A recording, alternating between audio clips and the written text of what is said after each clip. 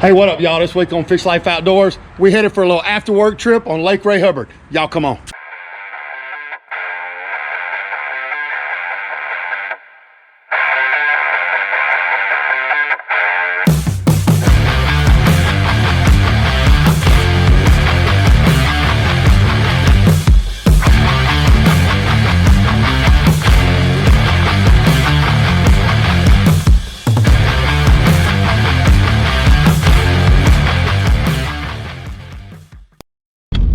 All right, y'all, as I said, we are headed out for a little after work trip to Lake Ray Hubbard here in the DFW area.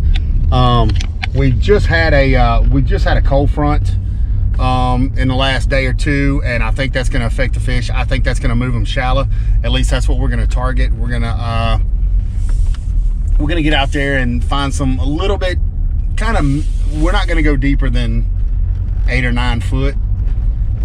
Shaky heads, Texas rigs, square bills on the rocks, things of that nature. So meeting my boy old Marcus Henry out there. Y'all remember old Mark? He caught the 10.80 with me out on Hubbard last year. So hopefully we get into something like that again. I doubt it. That's kind of one of those, you know, once or twice in a lifetime catches. But hey man, let's go see what we can do. I know we're gonna have a good time regardless, so let's get it.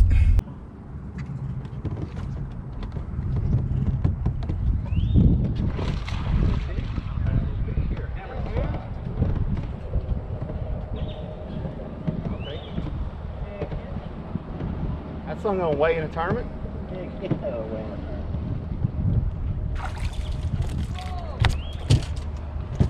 Fish number 1 on the day, y'all, over here on Hubbard. We fishing Chandler's Marina. Can't never go wrong fishing a marina. Shake your head up against the wall.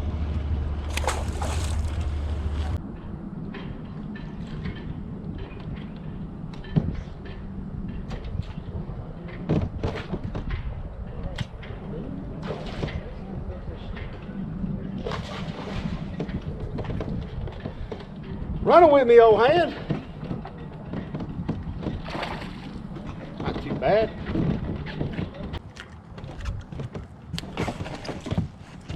Not a giant, but that'd be one for the live well. That fish would measure 12 inches, and that's what it takes here on Hubbard. If you're fishing a tournament on Hubbard, it's got to be a minimum of 12 inches long, and that one would have, that one definitely would have made it. Is it 12 or 14?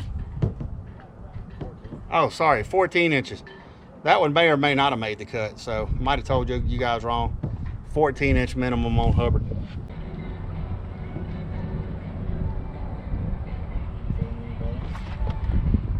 I'm sitting here talking your ass and watch you just caught another good fish. That's a good one. Gonna eat the net. Huh? Hang on a second, hang on. Just because I don't want flipping. I saw that fish sitting there too. That's a good fish. Here's that. Zach watches over here wearing me out. All right, y'all, so we got to the end of the wall. I saw a fish on my 360 sitting off the corner of that wall. Flipped that shaky head over there, over there, and it never made it to the bottom. Nice 4-pounder. But hey, you gonna be home tonight?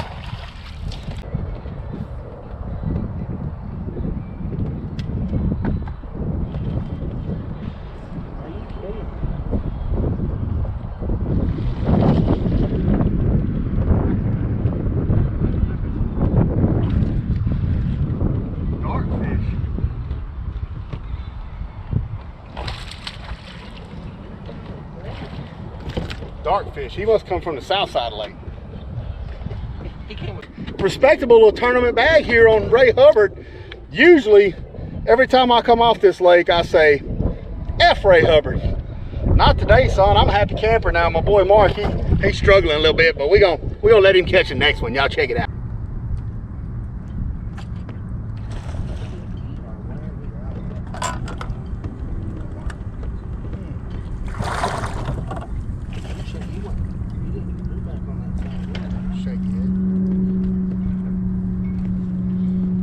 All right, y'all, new location, same result on the old shaky head. Tried to let Mark catch the next one, but he decided to throw the whack, and I'm proud of him for it. But not a giant, but not too bad. What we got here We got a rock wall coming around to a turn, and there's a big culvert right over here. Now, all out here in front of us is scattered rock, okay? And them fish will lay up in there and hide and wait for them shad to swim by, or them shaky head to swim by and knock the fire out of them. I'm throwing this on a Barrett custom shaky head, and it's a grande bass rattlesnake in that trophy hunter color.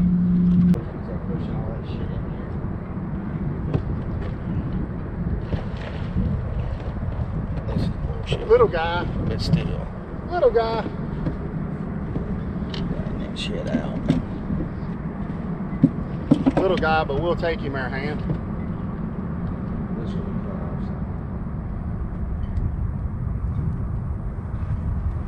Give me a start and stop while you back there. Man, good fish. That's better. Not too bad. Hey, that would call. That would call. Based on what we have in line, well, I would. I'd call for it, brother. Oh. Well, as soon as I go to the shaky head. Good fish. Not bad. Something about that shaky head on these rocks, y'all. Look at that shit.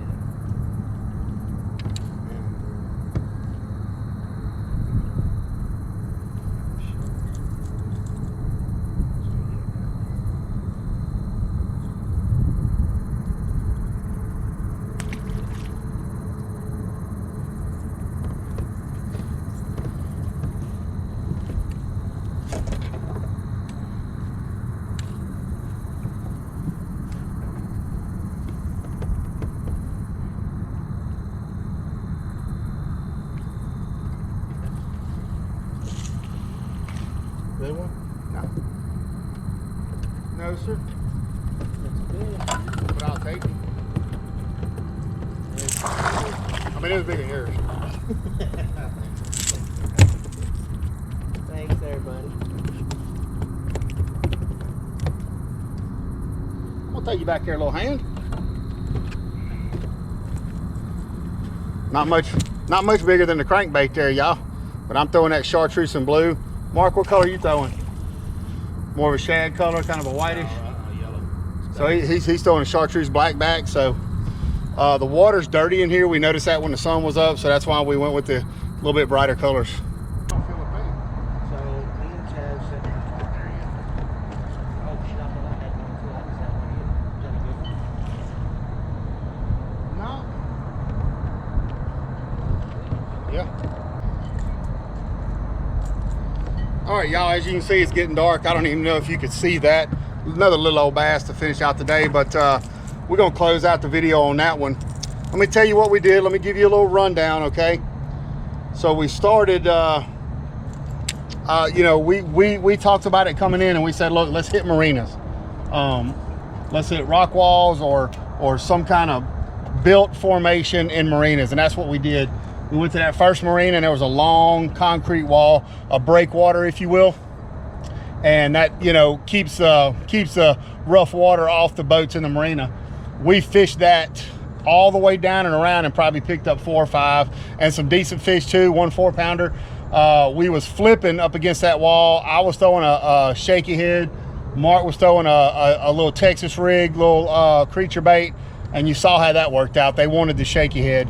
So we get over here to this next marina, and instead of a breakwater, it's just the back of the marina with a long rock wall that circles around. So we started fishing that, and we started out with like wacky worms, Texas rigs. I went right back to the shaky head. Boom, immediately started getting bit. So we stayed with that, and then we started noticing all these little shads start popping all around us everywhere. Not like they was getting chased by anything, but just popping around like maybe they were coming up for air or something, I don't know. Which told us, man, there's a lot of bait in the area. So we tied on these square bills, and although we didn't catch anything big, we still caught 4 or 5 on these square bills, which made it real, you know, a lot of fun. So water temperatures was anywhere from 77 to 78. It's actually gotten a little bit cooler since we got here. It started out about 78.5. And the water is it's a real dingy color right now. I think parts of the lake are turning over in some spots, which sounds crazy this time of year, but I do believe lakes do turn over multiple times a year. You know, when I pull this boat out of the water, you'll see a film of gut going all the way down the side of my boat, and that's just, you know, shit bubbling up from the bottom. And you know, that's usually a sign that a lake is, you know, turning over in parts of it. So so just be aware of that. If you do see that, what I've found that helps me is get shallow. Like you know, over there on the other side of the lake, the water was nice and clean against that breakwater. Water was around 7 to 9 feet of water, okay? But up in here, we were fishing 3 to 5 feet of water the whole time. Right outside of this marina, you do see that dingier water. Back here, not so much. But I think that's pushed them fish off the main lake into this marina and around these edges, chasing shad, looking to feed. So hope this helps you out on your next time out, if not to Hubbard, anywhere.